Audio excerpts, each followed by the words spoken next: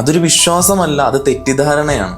തെറ്റിദ്ധാരണ ആരും വിശ്വസിക്കരുത്, അത് നമുക്ക് അബദ്ധമായി തീരത്തതേ ഉള്ളൂ. ഇപ്പൊ മഹാഭാരതം എന്ന് പറയുന്നത് എന്താണ്? അതൊരു സ്ക്രിപ്റ്റിംഗ് ആണ് എൻ്റെ കാഴ്ചപ്പാട്. വീണ്ടും ലൈംഗിക ബന്ധത്തിൽ വേറൊരു സ്ത്രീയോട് ഇടപെടും ചെയ്യും. അതായിരുന്നു മനുഷ്യന്റെ ഒരു തിരിച്ചറിവ്. ഈ ഒരു ഇമോഷണൽ സെക്യൂരിറ്റി എന്ന് വന്നു അന്നാണ് മതം ഉണ്ടായത്. ഗുരുവായൂർ ക്ഷേത്രം, ശബരിമലയും ഇങ്ങനെയുള്ള വടക്കുന്നാഥ ക്ഷേത്രം, ഇതിലൊന്നും ഗവൺമെന്റിന് കൈവെക്കാൻ കൊടുക്കരുത്. അവർ നശിപ്പിച്ച് കൈത്തരും. ക്ഷേത്രത്തിൽ ഉടുപ്പ് വരുന്ന എന്തിനാ? നമ്പൂതിരിയാണോ നോക്കാൻ ആൾക്കാർ? പൂനൂലിട്ടിട്ടുണ്ടോ നോക്കാനാണ്? അങ്ങനെയുള്ള ഒരാള് അവിടെ പോയിരുന്നു ജപിക്കും. അവരവിടെ കുറച്ച് ദിവസം ഇരിക്കുമ്പോൾ ഭിക്ഷ തേടാനാന്ന് പറഞ്ഞിട്ട് അവരെ പോയി അടിക്കും. അവിടെയൊക്കെ കുറച്ച് സ്ത്രീകളും കൂടിയാ പോയിരിക്കുന്നെങ്കിൽ തീർന്ന അവസ്ഥ. അത്ര എനിക്ക് പറയാൻ പറ്റുള്ളൂ. അവിടെ നടക്കുന്നതൊക്കെ അത്രത്തോളം തോന്നിവാസങ്ങളാണ്.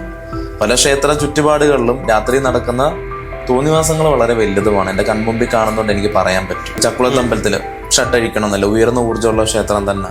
അവിടെ വസ്ത്രം ഇട്ടുകൊണ്ട് കയറാമല്ലോ. അവിടെ വസ്ത്രം ഇട്ടുകൊണ്ടിരിക്കുമ്പോഴേ എന്നിലേക്ക് എനർജി അടിക്കുന്നത് എനിക്കറിയാമല്ലോ. വസ്ത്രത്തിലൊരു പ്രാധാന്യമല്ല. അവൻ്റെ ഇപ്പൊ പറയുന്ന സമർപ്പണമാണ് വേണ്ടത്. സമർപ്പണത്തിലല്ല, സാധനയിലെ പ്രാധാന്യമുള്ളൂ. വെളിച്ചപ്പാടായിട്ടും അല്ലെങ്കിൽ ഇതൊക്കെ പല രീതിയിലായിട്ട് കെട്ടുന്ന ആൾക്കാരൊക്കെ സംബന്ധിച്ച് നോക്കുമ്പോൾ ദേവിയുടെ ചൈതന്യത്തിനുള്ളിൽ ആവാഹിക്കുന്നവരാണ്. അവർക്ക് ശ്രീകോവിലിനകത്ത് പ്രവേശനം ഒന്നുമില്ല. ഒരു വെളിച്ചപ്പാടിന് ശ്രീകോവിലിനകത്ത് കയറാൻ പറ്റുമോ? ഇല്ല. അവർക്ക് പരിമിതിയുണ്ട്. അവിടെ നിൽക്കാൻ എന്തോ അകത്ത് കയറാൻ പറ്റത്തില്ല. ബ്രാഹ്മണനല്ല. രാഷ്ട്രീയം പോലുള്ള വെടിത്തരം എനിക്കില്ല. മനുഷ്യന്റെ പരിണാമത്തെ അതിനെ അകറ്റി നിർത്തുന്ന ഒന്നാണ് രാഷ്ട്രീയം. രാഷ്ട്രീയം, മതവും എല്ലാം തന്നെ. ഗുരുജി, എന്തോ ഈ ജാതി, മതം, രാഷ്ട്രീയം ഇന്ന് പലപ്പോഴും മനുഷ്യരെ ഉപയോഗിക്കാൻ വേണ്ടി, അല്ലെങ്കിൽ അവരുടെ ഇംഗിതങ്ങൾക്കായിട്ട്, ചില ആളുകളുടെ ഇംഗിതങ്ങൾക്കായിട്ട് ഉപയോഗിക്കാൻ വേണ്ടി പലപ്പോഴും യൂസ് ചെയ്യുന്ന ഒന്നാണ്. അങ്ങനെയൊക്കെ രാഷ്ട്രീയമുണ്ടോ? രാഷ്ട്രീയം പോലുള്ള വെടിത്തരം എനിക്കില്ല. മനുഷ്യന്റെ പരിണാമത്തെ അതിനെ അകറ്റി നിർത്തുന്ന ഒന്നാണ് രാഷ്ട്രീയം. രാഷ്ട്രീയം, മതവും എല്ലാം തന്നെ. എപ്പോഴും ഒരു സൊസൈറ്റിയുടെ, ഒരു രാജ്യത്തിൻ്റെ നിലനിൽപ്പിന് വേണ്ടിയിട്ട് രാഷ്ട്രീയം വേണ്ട ഒന്ന് തന്നെയാണ്. എന്നാൽ അത് ചെയ്യുന്നതിനോട് ഒരിക്കലും യോജിക്കാൻ പറ്റില്ല. ഒരാൾ നല്ലത് ചെയ്യുന്നത്, BJP കുറച്ച് നല്ലത് ചെയ്യുമ്പം ഇടതുപക്ഷം ആൾക്കാരും കോൺഗ്രസ്സുകാരും അതിനെ തെറ്റായി ചൂണ്ടിക്കാണിക്കുന്ന ഒരു ഈഗോ സ്റ്റേറ്റിനൊന്നും ഒരിക്കലും ആത്മീയപരമായി അംഗീകരിക്കാൻ പറ്റില്ല. നല്ലത് ചെയ്താൽ നല്ലതെന്ന് പറയാൻ ശ്രമിക്കുന്ന ഒരു സമൂഹത്തെയാണ് ഞാനൊക്കെ ആഗ്രഹിക്കുന്നത്. അവിടെ ഒരിക്കലും ഇത്രയും വയലൻസ് സൃഷ്ടിക്കുന്ന ഒരു പ്രക്രിയയാണ് കണ്ടിട്ടുള്ളത്. അതുകൊണ്ട് രാഷ്ട്രീയം എന്ന് പറയുന്ന കാര്യത്തിന് ഒരിക്കലും അനുകൂലിക്കുന്നുമില്ല.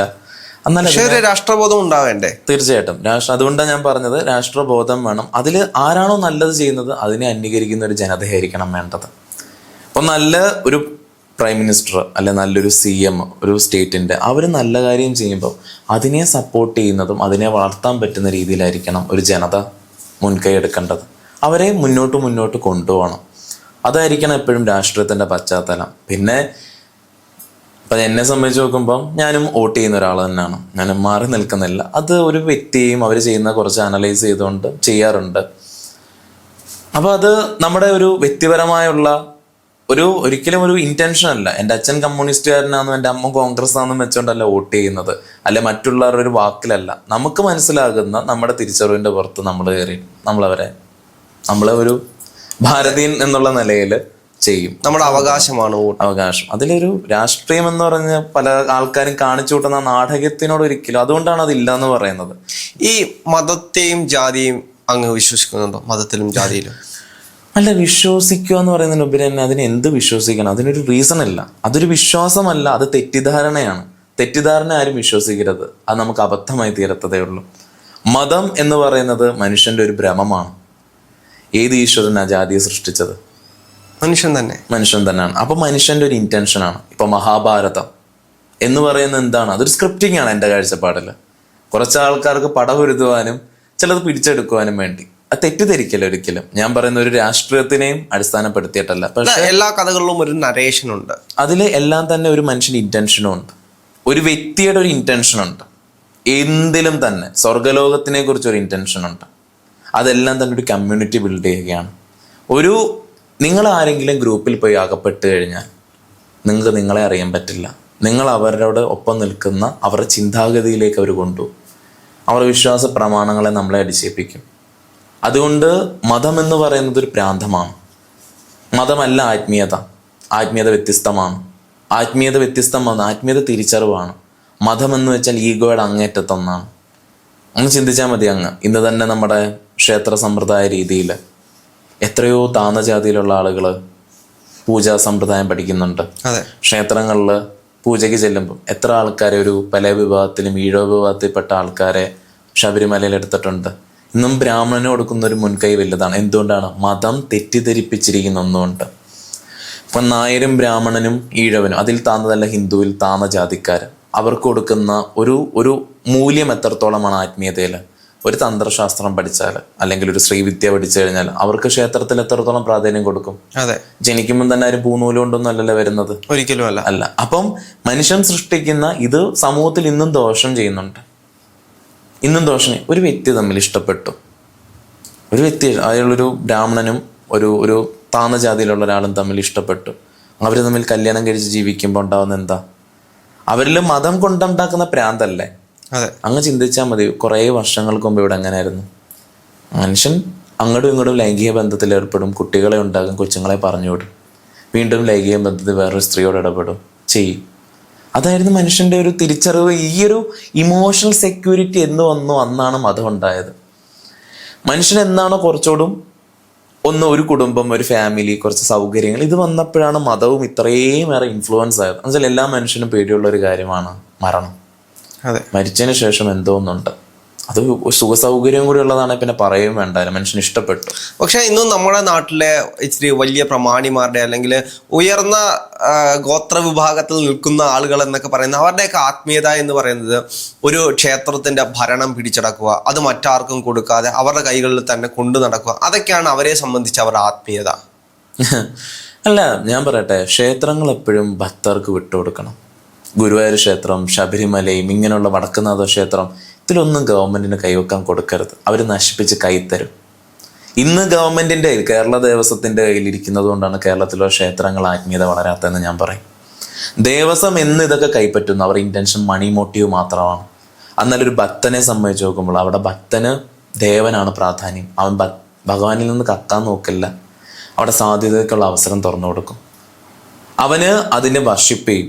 അങ്ങനെ ആയിരിക്കണം ക്ഷേത്രങ്ങളെ കൊണ്ടുപോകേണ്ടത്. അല്ലാതെ ഈ അധികാരം ഇപ്പൊ ഒരു ജാതിയുടെ, നായറിന്റെ ഒരു അമ്പലം ഇത്, ഈഴവന്റെ അമ്പലം ഇത്, അങ്ങനെ വിവാദം ചെയ്ത് കൊടുക്കുമ്പോഴാണ് അവിടെ പിടിച്ചുപറി ഉണ്ടാവുന്നത്. അതിനൊന്നും പരിപാലിക്കുക എന്ന് പറയാൻ പറ്റില്ല. അവരൊക്കെ ഊർജത്തെ ഇന്നും സൂക്ഷിക്കുന്നുണ്ട്. ഒന്നുമില്ലെങ്കിലും നമ്പൂതിരിമാരെ ശമ്പളം കൊടുത്ത് നിർത്തിയേക്കുന്നതുകൊണ്ട് അവിടെ ഇന്നും ആ തേജസ് നിലനിൽക്കുന്നത്. എന്തെങ്കിലും ഒരു വെള്ളം ഒഴിച്ചാലോ പൂവിട്ടാലോ ശ്രേഷ്ഠമാകുന്ന ഊർജത്തെയാണ് ഗുരുവായൂർ ക്ഷേത്രത്തിലും അതേപോലെ തന്നെ വടക്കുന്നാഥനിലൊക്കെ വെച്ചിരിക്കുന്നത്. അതുകൊണ്ട് അതൊക്കെ പരിപാലിക്കുന്നു, അതിനെ നമ്മൾ അംഗീകരിക്കണം. എന്നാൽ ഇതല്ല ആത്മീയത വളർച്ചയ്ക്ക്. എവിടെ ആത്മീയത അന്വേഷിക്കാൻ പറ്റുമെന്ന് ചോദിച്ചാൽ ക്ഷേത്രത്തിൽ പറ്റും. അവിടെ ഇരുന്ന് മന്ത്രം ജപിക്കുക. നടക്കുമോ? ഒരിക്കലും നടക്കില്ല, ഒരിക്കലും നടക്കില്ല. എന്തുകൊണ്ടാണ് നടക്കാത്തതിന്റെ മെയിൻ റീസൺ, ഇവിടെ ക്ഷേത്രത്തിൽ ഉടുപ്പ് വരുന്ന എന്തിനാ? നമ്പൂതിരിയാണോ നോക്കാൻ ആൾക്കാർ, പൂനൂലിട്ടിട്ടുണ്ടോ നോക്കാനാണ്. അങ്ങനെയുള്ള ഒരാള് അവിടെ പോയിരുന്നു ജപിക്കുന്നത്. അതായത് ഇന്നും നമ്മുടെ നാട്ടിലൊക്കെ വലിയ ഊർജമുണ്ട് ആ ഒരു ക്ഷേത്രത്തിൽ, അല്ലെങ്കിൽ ആ ഒരു സന്നിധിയിൽ വലിയ ഊർജമുണ്ട് എന്ന് പറയുന്നിടത്ത് എത്രത്തോളം ഭക്തജനങ്ങൾക്ക് ആ ഒരു സ്വാതന്ത്ര്യം കൊടുക്കുന്നു, അല്ലെങ്കിൽ ആ ദേവതയെ അറിയാൻ വേണ്ടിയിട്ടുള്ള സ്വാതന്ത്ര്യം കൊടുക്കുന്നുണ്ട്? ഇന്നത്തെ കാലത്ത് എന്താണ് ഭക്തരെ, ഇന്ന് ക്ഷേത്രങ്ങൾ ഒരു അപേക്ഷാ കേന്ദ്രമാണ്. അവിടുത്തെ പൂജകൾ ഒരു അപേക്ഷയ്ക്ക് കൊടുക്കുന്ന ഫോമുകളാണ്. അപ്പം അവിടെ സാധ്യത, ആത്മീയപരമായുള്ള ഒരു സാധ്യതയും അവിടെ തുറക്കുന്നില്ല. ആത്മീയപരമായുള്ള എന്ത് തിരിച്ചറിവ്, അതിനൊരു ജ്ഞാനം എല്ലാവരും കൃഷ്ണൻ പറഞ്ഞു, രാമൻ പറഞ്ഞെന്ന് പറഞ്ഞ് പ്രസംഗിക്കാറുണ്ട്. പക്ഷെ ഈ രാമനും കൃഷ്ണനും ഉള്ളിലിരിക്കുന്ന ചൈതന്യം ഒന്ന് അനുഭവിക്കുന്ന ഏതെങ്കിലും ഒരു സാധന പാഠപദ്ധതി ഉണ്ടോ? അവിടെ ഇല്ല. അതേപോലെ തന്നെ ഇതൊക്കെ തന്നെ ഇപ്പം തന്നെ നമ്മുടെ സമൂഹത്തിൽ ചില ആളുകൾ ഉയർന്ന തലത്തിലെത്തും. ഇപ്പം അടുത്ത് തന്നെ ഒരു സ്വാമി, ഗോപൻ സ്വാമി സമാധി പോയെന്ന് പറഞ്ഞ് വിവാദമുണ്ടായി. അദ്ദേഹം ഗുരുവായൂർ ക്ഷേത്രത്തിലോ അല്ലെങ്കിൽ വടക്കുന്നാഥ ക്ഷേത്രത്തിലോ ഒക്കെ ഇരുന്ന് സമാധി പോയിരുന്നെങ്കിൽ അതിനുള്ള സാധ്യത അദ്ദേഹത്തിന് അവിടെ ഉണ്ടായിരിക്കും. ആ ക്ഷേത്രത്തിനും കൂടി ഊർജത്തിന്റെ ഉയർന്ന സാധ്യതയായി തീർന്നേക്കാം. ഇന്നും ചിലപ്പോൾ കുട്ടി ഘോഷിച്ചേനെ. അതെ, ഗുരുവായൂർ ക്ഷേത്രത്തില് എത്രയോ യോഗീശ്വരന്മാരുടെ സമാധി ഉണ്ടെന്നറിയാം. ഗോപൻ സ്വാമിയെ പോലൊക്കെ സമാധി അടഞ്ഞിരിക്കുന്ന പല സമാധികളുണ്ട് അവിടെ. പക്ഷേ അന്നൊന്നും ഇത്രത്തോളം ഇതിനോടുള്ള എന്താ പറയാ, ആ ഒരു അന്ന് ആൾക്കാർ അതിനെ അംഗീകരിക്കുക, അവർക്ക് അധികം ആളുകൾ വരുന്ന സമയങ്ങളും അല്ലല്ലോ അത്. പക്ഷെ ഇന്നത്തെ സമയത്ത് അതിന് സാധിക്കില്ല. അവിടെ ഇരുന്ന് ധ്യാനം ചെയ്യുമ്പോൾ തന്നെ അതിനെ തെറ്റിദ്ധരിപ്പിക്കും. അവരവിടെ കുറച്ച് ദിവസം ഇരിക്കും, ഭിക്ഷ തേടാനാന്ന് പറഞ്ഞിട്ട് അവരെ പോയി അടിക്കും. അവിടെയൊക്കെ കുറച്ച് സ്ത്രീകളും കൂടിയാ പോയി ഇരിക്കുന്നെങ്കിൽ തീർന്നു അവസ്ഥ. അത്ര എനിക്ക് പറയാൻ പറ്റുള്ളൂ. അവിടെ നടക്കുന്നതൊക്കെ അത്രത്തോളം തോന്നിവാസങ്ങളാണ്. പല ക്ഷേത്ര ചുറ്റുപാടുകളിലും രാത്രി നടക്കുന്ന തോന്നിവാസങ്ങൾ വളരെ വലുതുമാണ്. എൻ്റെ കൺമുമ്പിൽ കാണുന്നതുകൊണ്ട് എനിക്ക് പറയാൻ പറ്റും. പക്ഷെ അത് നമ്മുടെ സംസ്കാരത്തെയും നമ്മുടെ ഈ ധർമ്മത്തെയും തെറ്റിദ്ധരിക്കാനും അതിനെ തെറ്റിദ്ധരിപ്പിക്കാൻ ഒരു ഇന്റൻഷനും ഇല്ല. അതെന്നും സാധ്യതയുള്ളതാണെന്നേ പറയുള്ളൂ. ഇപ്പൊ ഈ ക്ഷേത്രങ്ങളിൽ തന്നെ ഇപ്പോൾ നടക്കുന്ന കുറച്ച് വിവാദങ്ങൾ, അതായത് ക്ഷേത്രത്തിൽ ഷർട്ട് ധരിച്ച് വരിക, അതായത് വലിയ വലിയ ക്ഷേത്രങ്ങളിൽ മാത്രം ഇപ്പോഴും നിലനിൽക്കുന്ന ഒന്നാണ്. ക്ഷേത്രത്തിനകത്ത് ഷർട്ട് ധരിച്ച് കയറരുത്, അല്ലെങ്കിൽ ഷർട്ട് ഇടാൻ പാടില്ല. അതുമായി ബന്ധപ്പെട്ട് ഒരുപാട് പേര് ഇപ്പോഴും പല രീതിയിലുള്ള അഭിപ്രായ ഭിന്നതകൾ അറിയിക്കുന്നുണ്ട്. അങ്ങയുടെ കാഴ്ചപ്പാടിൽ എന്താണത്? അങ്ങനെ ആത്മീയത എല്ലാവരുടെയും സ്വതന്ത്രമായുള്ളൊരു അന്വേഷണമാണ്. ആ സ്വതന്ത്രമായി അന്വേഷിക്കുന്നതിൽ ആർക്കും ഇന്നത് ചെയ്ത് ഇന്ന ചെയ്യരുതെന്ന് പറയാനൊരു അവകാശമില്ല. അന്വേഷിയെ സംബന്ധിച്ച് നോക്കുമ്പം ആരിൽ നിന്ന് അനുസരിക്കണമെന്നൊരു നിർബന്ധമില്ല. പിന്നെ ഞാൻ പറഞ്ഞല്ലോ, ക്ഷേത്രത്തിൽ നടക്കുന്ന എന്താ, ഒരു റിക്വസ്റ്റിംഗ് ഫോമാണ് കൊടുക്കാൻ ചെല്ലുന്നത്. അപ്പോൾ മനുഷ്യൻ സൃഷ്ടിക്കുന്ന ഒരു നാടകീയത്തിൽ അവർ അനകേറുന്നുണ്ട്. ആ നാടകീയത്തിൽ അവർക്ക് മനസ്സിൽ കുറച്ച് ഡ്രാമ ക്രിയേറ്റ് ചെയ്യാം. ഷർട്ട് ഊരുക, ഈശ്വരൻ്റെ ചൈതന്യം നെഞ്ചത്ത് വന്നടിക്കും. തെറ്റിദ്ധാരണയാണ്. ഈശ്വര ചൈതന്യം നമ്മളിൽ നിറഞ്ഞു നിൽക്കുന്നുണ്ട്. അത് ആജ്ഞയിൽ അടിക്കാം, അനാഹതയിൽ അടിക്കാം, എല്ലായിടത്തും അടിക്കാം. പക്ഷെ കുണ്ടലിനി ഉയർത്ത ഒരാൾ പോയിട്ട് എന്ത് സാധ്യത ഇരിക്കുന്ന അവിടെ? ഏത് ചൈതന്യം ഇനിയും എത്ര വസ്ത്രം ഇട്ട. അപ്പൊ ഹിമാലയയിലൊക്കെ നമ്മളിപ്പം പോകുമ്പോൾ ചിലർ വസ്ത്രം ഊരി നിൽക്കുന്നു, ചിലർ കോട്ടിട്ട് വെക്കുന്ന സാധനയും അല്ല ജാക്കറ്റ് ഇട്ട് അവിടെ ഊർജം കയറുന്നില്ലേ? ഇപ്പം ഞാൻ എത്ര വസ്ത്രം ഇട്ടിരുന്ന ക്ഷേത്രത്തിൽ ധ്യാനം ചെയ്തിരുന്നിട്ടുണ്ട്. ക്ഷേത്രം അംഗീകരിക്കുന്ന ക്ഷേത്രം ചക്കുളത്ത് അമ്പലത്തിൽ ഷർട്ട് അഴിക്കണമെന്നല്ല, ഉയർന്ന ഊർജ്ജമുള്ള ക്ഷേത്രം തന്നെ. അവിടെ വസ്ത്രം ഇട്ടുകൊണ്ട് കയറാമല്ലോ. അവിടെ വസ്ത്രം ഇട്ടുകൊണ്ടിരിക്കുമ്പോഴേ എന്നിലേക്ക് എനർജി അടിക്കുന്നത് എനിക്കറിയാമല്ലോ. വസ്ത്രത്തിലൊരു പ്രാധാന്യമല്ല. അവൻ്റെ ഇപ്പം പറയുന്ന സമർപ്പണമാണ് വേണ്ടത്. സമർപ്പണത്തിലല്ല, സാധനയിലെ പ്രാധാന്യമുള്ളൂ. ഒരു സാധുവിനെ സംബന്ധിച്ച് നോക്കുമ്പോൾ അല്ലെങ്കിൽ ഒരു ഭക്തന് അത്രത്തോളം അവിടെ നിന്ന് അറിയണമെന്ന് സാധ്യത ഉണ്ടെങ്കിൽ വസ്ത്രം അങ്ങനെയുള്ള കാര്യങ്ങളൊന്നും നിർഗമനമല്ല. അതിൻ്റെ എല്ലാം അടിസ്ഥാനം ഒറ്റൊന്ന് മാത്രമേ ഉള്ളൂ, മതം, ജാതി. ക്ഷേത്രത്തിൻ്റെ സമ്പ്രദായം ഇതായിരുന്നു. അങ്ങനെ ഞാൻ പറഞ്ഞു, നാരായണ ഗുരുദേവനും അതേപോലെ ചട്ടമ്പി സ്വാമികൾ എത്രയൊക്കെ കഷ്ടപ്പെട്ടു ക്ഷേത്ര പ്രവേശനത്തിന് വേണ്ടിയിട്ട് ആൾക്കാരെ. അന്നും ഇന്നും ബ്രാഹ്മണനാണോ എന്ന് അറിയാൻ വേണ്ടിയിട്ട്, പൂനൂലുണ്ടോ എന്ന് നോക്കാൻ വേണ്ടിയിട്ട് അപ്പനപ്പൂപ്പന്മാരായിട്ട് ഉണ്ടാക്കി വെച്ച അതിനെ അവർ ഇന്നും ചിന്തിച്ചു കൂട്ടിയിട്ടാണ് ഇത് ഉണ്ടാക്കിയിരിക്കുന്നത്. പൂനൂലുണ്ടെങ്കിൽ കുറച്ചുകൂടെ പ്രാധാന്യമുണ്ട്. അതെ, പൂനൂലിട്ട് ക്ഷേത്രത്തിലേക്ക് പോയി കഴിഞ്ഞാല് റെസ്പെക്ട് കൊടുക്കണം. റെസ്പെക്ട് മാത്രമല്ല, കയ്യിൽ കൊടുക്കുന്ന ഇതാണെങ്കിൽ അകത്ത് പോയി ഇല എടുത്തുകൊണ്ട് വന്ന് ഇലയിൽ പ്രസാദം കൊടുക്കുന്ന പല ക്ഷേത്രങ്ങളും ഉണ്ട്. അത് പൂനൂല് നോക്കി തന്നെയാണ് പലപ്പോഴും അങ്ങനെ കൊടുക്കുന്നത്. അതെ, ഞാനും കണ്ടിട്ടുണ്ട് എൻ്റെ കണ്ണില്. ഇപ്പൊ പൂനൂല് ഇട്ടുകൊണ്ട് പോകുന്ന ഒരാളെ സംബന്ധിച്ച് നോക്കുമ്പോൾ തിരുമേനിക്ക് കുറച്ച് റെസ്പെക്ട് കൊടുത്തല്ല. തിരുമേനിയാ ദേവന്റെ ചൈതന്യമാണ് നിൽക്കുന്ന, അയാൾക്കാണ് മനസ്സിന് ഈ വികാരം. അപ്പൊ എന്താണ് അവിടെ? ബാക്കി വരുന്ന ആളുകളോട് ചിലപ്പോൾ ദേഷിച്ചൊക്കെ ആയിരിക്കും സംസാരിക്കുന്നത്. അപ്പുറത്തോടൊക്കെ കടന്നു പൂണൂല് ധരിച്ച ഒരാൾ വരുവാണെങ്കിൽ അയാളോട് ചിരിച്ച് സംസാരിച്ച് പ്രസാദം കൊടുക്കുന്നത് പലപ്പോഴും കാണാം. ഈ താന്ന ജാതിപ്പെട്ട കുറവരും വിലവരും ഈഴ വിഭാഗത്തിൽപ്പെട്ട ആളുകളൊക്കെ ഒരു തന്ത്ര സമ്പ്രദായത്തിൽ നിന്നൊരു പൂജ ക്രമീകരണം പഠിച്ചിട്ട് പൂനൂലിട്ടിട്ട് ഏതെങ്കിലും ക്ഷേത്രത്തിൽ പോയി നോക്കി, ഒരു ക്ഷേത്രത്തിലും കയറ്റത്തില്ല. അത് ഒരു ക്ഷേത്രങ്ങളിലും ഇവിടെയുള്ള പല കമ്മിറ്റിക്കാരും അംഗീകരിക്കില്ല.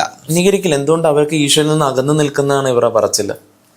വാമാചാര സംസ്കാരത്തിലും ഏറ്റവും തന്നെ മന്ത്രസിദ്ധി കൈവരിച്ചവരാണ് ഈ ആദിവാസി വിഭാഗത്തിൽപ്പെട്ടവരെന്ന് പറയുന്നവർ. അവരുടെ സാധ്യത അറിയാത്ത വിഡ്ഢികളാണ് ക്ഷേത്രത്തിന് അംഗീകാരത്തിലിരിക്കുന്നത്. ഒരു ബ്രാഹ്മണൻ എവിടെ നിന്നാണ് ഈ വിദ്യ അഭ്യസിച്ചിരിക്കുന്നത്? ഒരു ചണ്ടാളനിൽ നിന്നാണ്. അതെ, ആരാണ് ബ്രാഹ്മണനായിട്ട് നമ്മൾ കാണുന്നത്? ആദി ശങ്കരാചാര്യനെയാണ്. അയാളുടെ ഗുരുവായിട്ട് നമ്മൾ കാണുന്ന ഒരു ചണ്ടാളനെയാണ്, ഒരു ആദിവാസിയാണ് കാണുന്നത്. ഉപദേശം പറഞ്ഞാൽ പ്രകൃതിയായിട്ട് ചേർന്ന് ജീവിക്കുന്നവർക്ക് ഇതിൻ്റെ മാന്ത്രിക വശത്തെ അറിയുള്ളൂ. മന്ത്ര, മുദ്ര, ഈ വിദ്യകളെല്ലാം തന്നെ ഒരു മാന്ത്രിക വിഭാഗമാണ്. എന്നാൽ ഇന്നത്തെ കാലത്തെ തെറ്റിദ്ധാരണയാണ്. ബ്ലാക്ക് മാജിക് എല്ലാം മാന്ത്രികം എന്ന് പറയുന്നത് അതിനെക്കാട്ടിൽ ഉയർന്നതാണ്. അപ്പം ഒരു യോഗി വര്യന് പോലും സാധ്യതയായി തീർന്നിരിക്കുന്നത് ഒരു താന്ന വിഭാഗത്തിൽപ്പെട്ട ഒരാളാണ്. അപ്പോൾ ആ സാധ്യതയെ ഇന്നൊരു ക്ഷേത്രത്തിൽ പൂനൂലിട്ടിട്ട് ഒരാൾ കയറി ചെന്ന് തൊഴാൻ ചെല്ലുമ്പം ഒരു താണജാതിപ്പെട്ട ഒരാൾ ചെന്ന് അവിടെ പൂജ അനുഷ്ഠിക്കാൻ പോകുമ്പോൾ അവരെ അംഗീകരിക്കില്ല എന്ന് പറയുന്നൊരു സമൂഹത്തിന് ആത്മീയതയുടെ എന്ത് വിദ്യാഭ്യാസം ഇരിക്കുന്നു? അവരെയാണോ തന്ത്രിയാക്കി വെക്കുന്നത്? അവരെയാണോ കമ്മിറ്റിയുടെ ഉയർന്ന ഇതിൽ വെക്കുന്നത്? ഇത് ക്ഷേത്രത്തെ നശിപ്പിച്ച് കൈത്തരത്തില്ലേ? ക്ഷേത്ര സമ്പ്രദായം ഇല്ലാതാക്കത്തില്ലേ? അവിടെ മതഭ്രാന്ത് പിടിപ്പിക്കത്തില്ലേ ആൾക്കാർക്ക്? പുറത്ത് കാണിക്കാൻ പറ്റാത്തതുകൊണ്ട് അകത്തിതെല്ലാം തന്നെ പ്രവർത്തിക്കുന്നില്ലേ? അതെ, അത് ചിലപ്പോൾ കമ്മിറ്റിയിലേക്ക് തന്നെ മറ്റൊരാൾ കടന്നു വന്നു കഴിഞ്ഞാൽ അത് അംഗീകരിക്കാൻ കഴിയാത്ത പല പ്രസിഡന്റുമാരും ഇപ്പോഴും നമ്മുടെ നാട്ടിലുണ്ട്. അതിനെതിരെ വഴക്കിടക്കുന്ന എത്രയോ ക്ഷേത്രങ്ങളുണ്ട്. ഒരു ഉദാഹരണം പറയാം. ഈ വെളിച്ചപ്പാടായിട്ടും അല്ലെങ്കിൽ ഇതൊക്കെ അതെ, പല കോമരങ്ങളായിട്ട് രീതിയിൽ കെട്ടുന്ന ആൾക്കാരൊക്കെ സംബന്ധിച്ച് നോക്കുമ്പോൾ ദൈവയുടെ ചൈതന്യത്തിനുള്ളിൽ ആവാഹിക്കുന്നവരാണ്. അവർക്ക് ശ്രീകോവിലിനകത്ത് പ്രവേശനം ഇന്നുമില്ല. ഇപ്പൊ ഒരു വെളിച്ചപ്പാടിന് ശ്രീകോവിലിനകത്ത് കയറാൻ പറ്റുമോ? ഇല്ല. അവർക്ക് ആ പരിമിതിയുണ്ട്, അവിടെ നിൽക്കാനേ വരും. എന്തോ അകത്ത് കയറാൻ പറ്റത്തില്ല, ബ്രാഹ്മണനല്ല. അത് വെളിച്ചപ്പാടിനെ അംഗീകരിച്ചു കൊടുക്കണം. ക്ഷേത്രക്കാരെ അംഗീകരിച്ചേക്കുന്നുണ്ട് വെളിച്ചപ്പാടാന്നുള്ളത് കൊണ്ട്. അല്ലെങ്കിൽ അയാളെ കേട്ടില്ല. ദൈവയുടെ ചൈതന്യത്തെ ആവാഹിക്കാൻ പറ്റുന്ന ഒരാൾക്ക് ശ്രീകോവിലിനകത്ത് കയറാൻ പറ്റില്ല. ഇടയ്ക്ക് എന്നോട് ഒരാള് ഇത് കെട്ടുന്ന ഈ കരിങ്കാളിയെ കെട്ടുന്ന ഒരാൾ എന്നോട് ദുഃഖം പറഞ്ഞ കാര്യം കൊണ്ട് ഞാൻ പറയാണ്, കണ്ണൂർ എന്നപ്പം അദ്ദേഹത്തിന്റെ ജീവന്റെ ഇന്റൻഷൻ പോലും ദൈവയുടെ ശ്രീകോവിലിനകത്ത് കയറണം എന്നുള്ളതാണ്. അല്ലെ തല തല്ലി ചാവുമെന്നാണ് അദ്ദേഹം എന്നോട് പറഞ്ഞത്.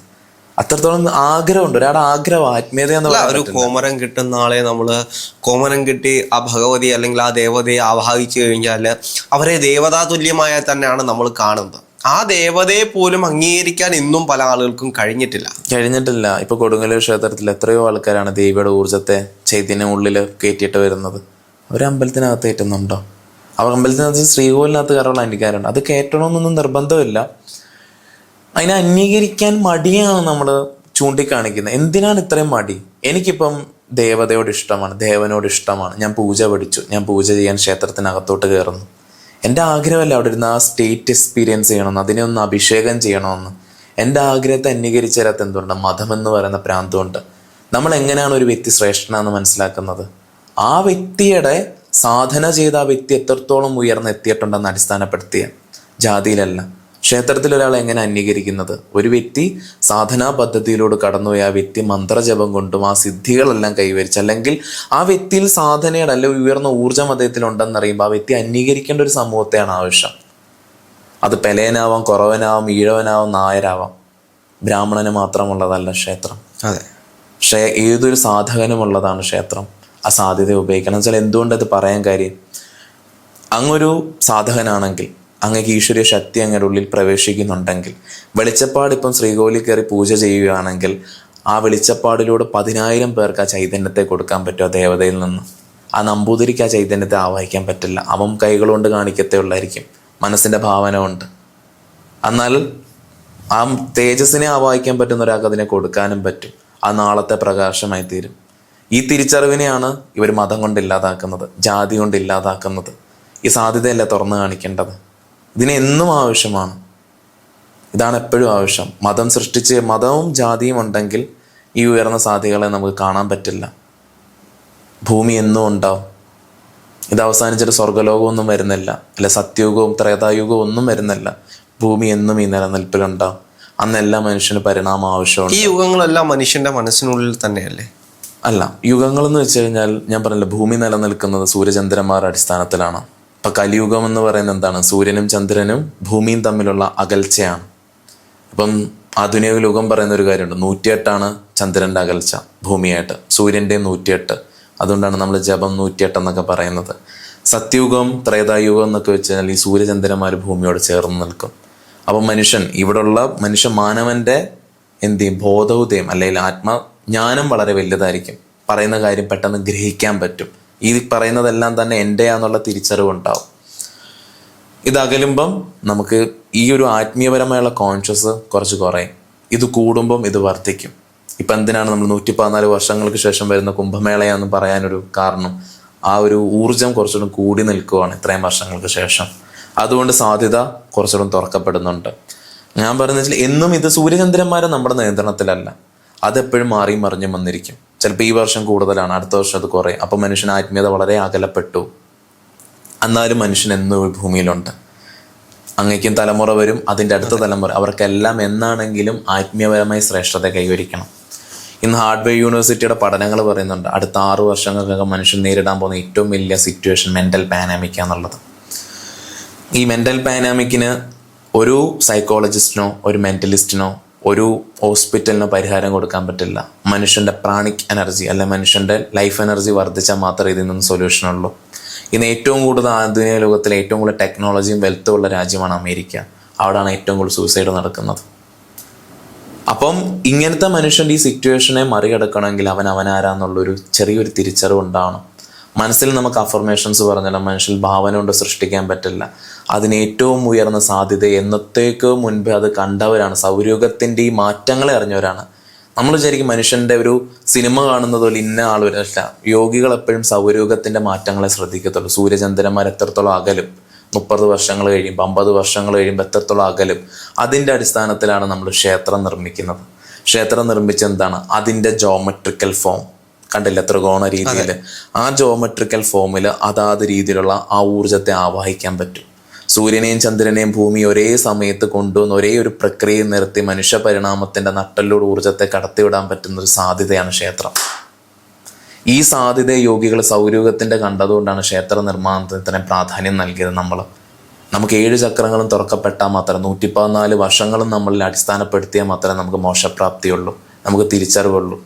ഈ സാധ്യതയെ എവിടെയും കിട്ടില്ല, ക്ഷേത്ര സമ്പ്രദായത്തിലേ കിട്ടുള്ളൂ. അത് മതത്തിൽ ഒതുക്കരുത്, വെളുത്തതും കറുത്തതിൽ ഒതുക്കരുത്, പൂന്നൂലിൽ ഒതുക്കരുത്. എല്ലാവർക്കും തുറന്നു കൊടുക്കുക. ഗുരുവായൂർ പോലുള്ള ക്ഷേത്രങ്ങൾ, ശബരിമല ക്ഷേത്രങ്ങൾ, ഇതെല്ലാം സാധ്യതയാണ്. അതിനെ ഉപയോഗിക്കാൻ വേണ്ടിയിട്ട് സാധന ചെയ്യാൻ ഞാൻ ഇപ്പോഴും അപേക്ഷിക്കുന്നു. അതെല്ലാം നമുക്ക് ഉയർന്ന അവസ്ഥയിലേക്ക് എത്തിച്ചേരും, ഉറപ്പാണ്.